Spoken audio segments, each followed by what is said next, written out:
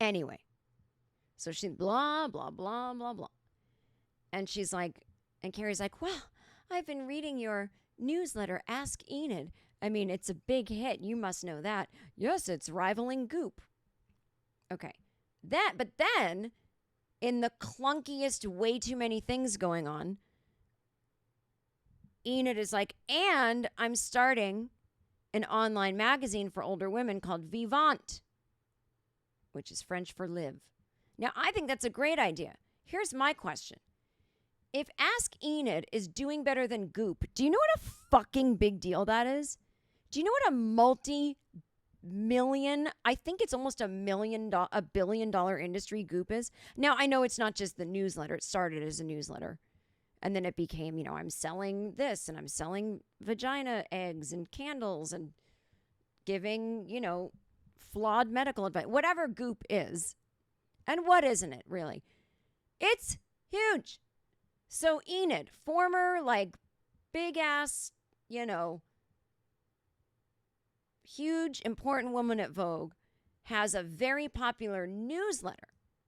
Now, I don't know. Is it a Substack? I don't know. But if it's as popular as Goop, the woman's making money off it. So now she wants to start an online magazine called Vivant. Okay. It's just, if I were writing this, it would drive me crazy. Because the point of the episode is that Carrie is sitting there going, I'm not old. Like Seema said, we're sophomores, not seniors. I'm not old. Why am I being asked to go to this old lady website magazine thing? Why does she want me to write for that? Why can't she just review my book in her Ask Enid newsletter? So she needs Enid to review her book, which again, I'm going to get to the logic of that in a minute, but she wants Enid to do something for her right away. So yes, in the reality of the show, Enid needs to have a current outlet that's very popular that Carrie wants to be featured. And I get it.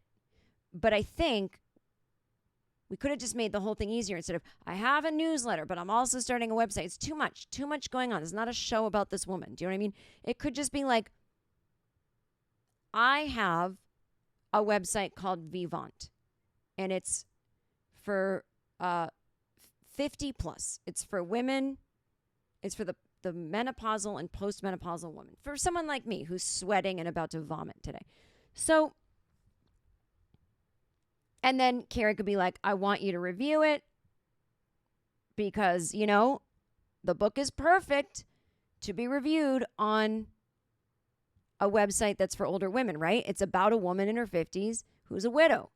Like tons of widows out there that are in their 50s, 60s, 70s. Anyway, it just would have been cleaner if instead of, I have a newsletter, but then also I'm starting a thing.